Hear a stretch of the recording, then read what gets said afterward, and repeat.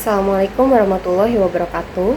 Perkenalkan, nama saya Neng Silvi Miladiah dari Universitas Primagraha Fakultas Ekonomi dan Bisnis, Prodi Manajemen dengan NIM 6120123026. Di video ini saya akan menjelaskan beberapa materi mengenai teori ekonomi, yaitu konsep dasar ekonomi mikro, elastisitas permintaan dan penawaran, masalah ekonomi, teori permintaan dan penawaran, dan yang terakhir teori produksi. Nah, yang pertama ada ekonomi mikro. Ekonomi mikro mempelajari perilaku individu, perusahaan, dan pasar kecil. Ini mencakup bagaimana produsen menentukan jumlah barang yang diproduksi dan harganya, dan bagaimana konsumen memutuskan apa yang akan dibeli dan berapa harga yang mau mereka bayar. Nah, faktor-faktor produksi tenaga kerja dan bahan baku juga penting karena mempengaruhi jumlah barang yang akan diproduksikan. Harga pasar yang ditentukan oleh interaksi antara permintaan dan penawaran merupakan faktor kunci dalam ekonomi mikro. Nah, selanjutnya ada ruang lingkup ekonomi mikro. Yang pertama ada interaksi di pasar barang. Ini membahas gimana penjual dan pembeli berinteraksi buat nentuin harga dan kualitas barang yang akan diperjualbelikan. Ini bukan hanya tentang harga, tetapi juga tentang bagaimana informasi, negosiasi, dan persaingan mempengaruhi transaksi di pasar. Yang kedua, perilaku penjual dan konsumen. Jadi, penjual dan pembeli di sini membuat keputusan ekonomi. Penjual mempertimbangkan biaya produksi, harga bahan baku, dan permintaan pasar untuk menentukan harga jual dan jumlah barang yang akan diproduksikan. Sementara konsumen mempertimbangkan harga, kegunaan barang, dan pendapatan untuk memutuskan barang apa yang akan dibeli dan berapa banyak barang yang akan dibeli. Jadi ini melibatkan analisis rasional dan perilaku manusia dalam berinteraksi dengan pasar. Terus yang ketiga ada teori nilai guna. Nah, ini menjelaskan mengapa barang dan jasa tersebut memiliki nilai. Nilai ini bukan hanya ditentukan oleh biaya produksi, tetapi juga oleh kegunaan atau kepuasan yang diberikan barang tersebut kepada konsumen. Terus yang keempat ada teori struktur pasar. Ini menjelaskan berbagai bentuk pasar seperti pasar persaingan sempurna, pasar monopoli, pasar oligopoli, dan pasar persaingan monopolistik. Setiap struktur pasar memiliki karakteristik yang berbeda yang mempengaruhi perilaku penjual dan pembeli serta harga dan kualitas barang yang akan diperjualbelikan. Nah, yang kelima ada elastisitas harga. Nah, kalau ini mengukur seberapa sensitif permintaan atau penawaran terhadap perubahan harga. Nah, elastisitas harga yang tinggi menunjukkan bahwa perubahan harga yang menyebabkan perubahan yang signifikan pada jumlah barang yang diminta atau ditawarkan. Nah, elastisitas harga yang rendah menunjukkan bahwa perubahan harga hanya sedikit mempengaruhi jumlah barang yang diminta atau ditawarkan.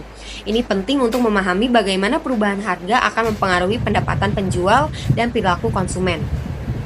Terus yang keenam ada pasar input. Ini membahas pasar di mana perusahaan membeli faktor-faktor produksi seperti tenaga kerja, bahan baku, dan modal. Pasar input juga penting karena mempengaruhi biaya produksi dan kemampuan perusahaan untuk memproduksi barang dan jasa. Contohnya seperti pasar tenaga kerja, pasar bahan baku pertanian, dan pasar modal. Yang selanjutnya, yang kedua ada elastisitas permintaan dan penawaran. Nah, elastisitas dalam ilmu ekonomi adalah ukuran sensitivitas suatu variabel terhadap variabel lainnya, terhadap perubahan variabel lainnya. Dengan kata lain, elastisitas menunjukkan seberapa besar perubahan suatu variabel akibat perubahan variabel lainnya. Nah, jadi elastisitas ini kayak pengukur seberapa sensitif kita terhadap perubahan harga gitu loh. Semakin sensitif, semakin banyak perubahan jumlah barang yang kita beli karena perubahan harga. Nah, contoh elastisitasnya permintaan. Misalnya harga kopi lagi naik. Nah, saya langsung mengurangi buat nggak minum kopi. Berarti permintaan saya terhadap kopi itu elastis. Tapi kalau harga kopi lagi naik, tapi saya tetap aja mau minum kopi, itu berarti permintaannya tidak elastis. Terus kalau elastisitas penawaran, misalnya harga kopi lagi naik dan para petani kopi langsung nambahin buat produksi, berarti penawaran kopinya elastis. Tapi kalau harga kopinya naik, para petani tetap aja produksinya segitu aja nggak nambah, berarti penawaran kopi itu tidak elastis. Selanjutnya ada jenis-jenis permintaan dan penawaran. Nah, elastisitas harga permintaan Nah, itu nunjukin seberapa banyak kita ngurangin beli barang karena harga naik. Itu sama seperti elastisitas kopi yang tadi. Terus ada elastisitas silang. Seberapa banyak kita ngurangin beli barang karena barang lain yang mirip naik gitu loh. Misalnya, kalau harga kopi naik, terus saya mutusin buat beli teh aja karena menurut saya teh itu bisa menjadi pengganti kopi gitu. Dan juga harganya lebih murah, itu bisa disebut dengan elastisitas silang. Terus ada elastisitas pendapatan. Nah, seberapa banyak kita ngurangin beli barang karena pendapatan kita turun. Misalnya gaji saya turun, saya yang biasanya rutin minum kopi, terus saya ngurangin beli kopi, itu disebut elastisitas pendapatan. Dan yang ketiga ada jenis elastisitas penawaran. Nah, di elastisitas penawaran ini cuman ada elastisitas harga penawaran. Itu nunjukin seberapa banyak penjual nambahin produksi karena harga naik. Misalnya harga kopi lagi naik, nah para petani kopi nambahin kopi buat ngejar keuntungan, itu disebut elastisitas penawaran. Terus yang keempat, faktor-faktor yang mempengaruhi elastisitas. Nah, yang ada permintaan. Nah, di permintaan ini ada barang subsidi. Semakin banyak pengganti, semakin elastis permintaan. Misalnya, kalau ada banyak jenis minuman selain kopi, permintaan terhadap kopi jadi lebih elastis karena konsumen bisa dengan mudah beralih ke minuman lain kalau harga kopinya lagi naik. Seperti itu. Terus ada proporsi pengeluaran. Semakin besar proporsi pengeluaran buat suatu barang, semakin elastis permintaannya.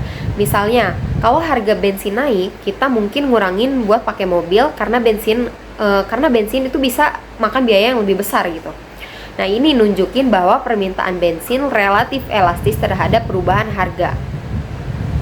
Terus ada jangka waktu. Permintaan cenderung lebih elastis dalam jangka panjang. Kalau harga bensin naik, kita mungkin bisa cari cara lain buat ngurangin pakai mobil dalam jangka panjang, seperti itu. Nah, kalau di penawaran ada biaya produksi. Semakin mudah dan murah untuk nambahin produksi, semakin elastis penawaran. Misalnya, kalau biaya produksi kopi murah, para petani kopi bisa nambahin produksi dengan mudah. Nah, dan yang kedua ada jangka waktu. Penawaran cenderung lebih elastis dalam jangka panjang kalau harga kopi naik. Nah, para petani kopi mungkin bisa nambahin lahan tanam dalam jangka panjang, tapi dalam jangka pendek mereka mungkin terbatas pada kapasitas produksi yang ada. Oleh karena itu, penawaran lebih inelastis dalam jangka pendek.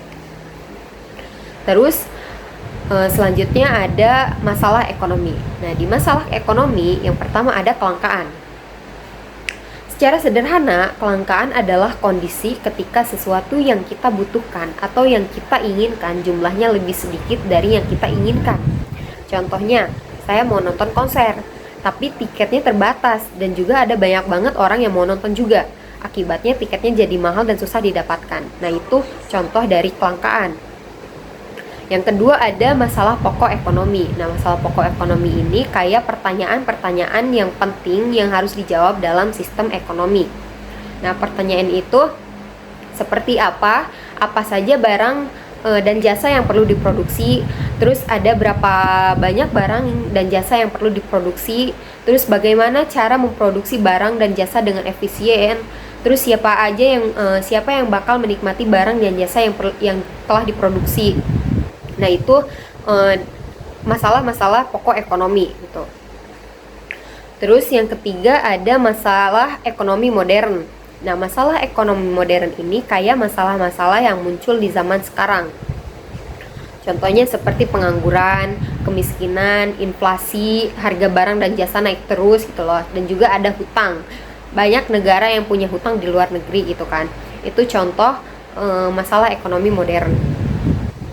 Terus selanjutnya ada solusi masalah ekonomi. Nah, untuk mengatasi masalah ekonomi, kita perlu bekerja sama. Pemerintah bisa membuat kebijakan ekonomi yang tepat. Perusahaan bisa menciptakan lapangan kerja baru. Dan kita semua bisa berusaha untuk meningkatkan produktivitas. Terus materi yang keempat ada teori permintaan dan penawaran. Nah, yang pertama ada permintaan. Permintaan itu kayak keinginan kita buat beli barang. Misalnya, saya lagi haus, saya pasti pengen beli minuman. Nah, semakin banyak orang yang pengen beli minuman, semakin tinggi permintaannya. Yang kedua ada penawaran. Penawaran itu kayak barang yang tersedia buat dijual.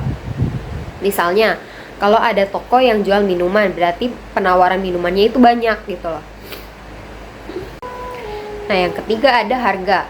Harga itu kayak jembatan penghubung antara permintaan dan penawaran. Kalau permintaan tinggi tapi penawaran sedikit, harganya bakal naik. Sebaliknya, kalau permintaannya rendah tapi penawarannya banyak, harganya itu bakal turun. Nah, contohnya kalau lagi musim panas, permintaan es krim itu tinggi, tapi kalau produsen es krimnya cuma sedikit, harganya itu bakal naik. Nah, sebaliknya, kalau lagi musim panas, permintaan es krim tinggi, tapi kalau banyak toko dan produsen yang jual es krim gitu loh, otomatis harganya bakal turun seperti itu. Nah, yang keempat ada elastisitas. Nah, seperti yang saya jelaskan tadi, elastisitas itu kayak pengukur seberapa sensitif kita terhadap perubahan harga. Semakin sensitif, semakin banyak perubahan jumlah barang yang kita beli karena perubahan harga. Terus yang kelima ada keseimbangan pasar. Nah, keseimbangan pasar itu kayak titik temu antara permintaan dan penawaran. Saat harga barang mencapai titik di mana jumlah barang yang diminta sama dengan jumlah barang yang ditawarkan, maka terjadi keseimbangan pasar.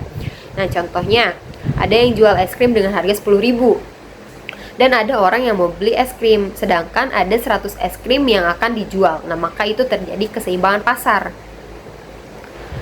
Terus terakhir ada teori produksi. Nah, di teori produksi itu ada yang pertama ada produksi.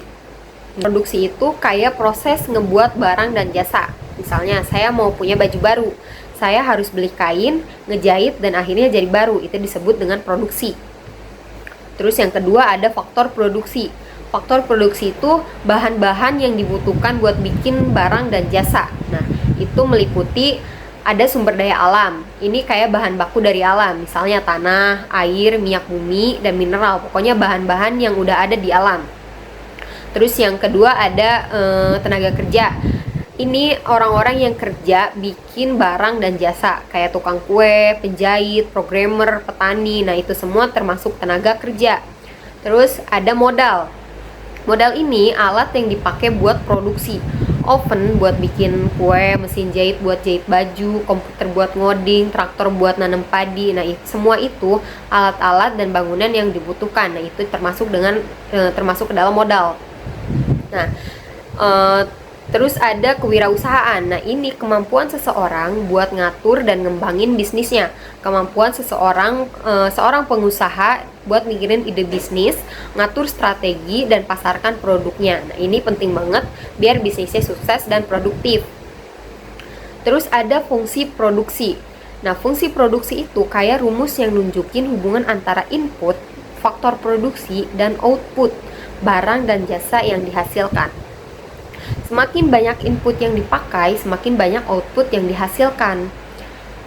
Terus yang selanjutnya ada jangka waktu produksi. Nah, jangka waktu produksi itu kayak waktu yang dibutuhkan buat bikin barang dan jasa gitu loh. Nah, ada dua jangka waktu. Ada jangka waktu pendek. Nah, jangka waktu pendek ini dimana beberapa faktor produksi, sedangkan beberapa faktor produksi tetap, sedangkan faktor produksi lainnya itu bisa diubah. Misalnya, saya butuh bikin baju banyak sekarang juga nih. Gimana caranya ya, saya rekrut penjahit tambahan gitu loh. Tapi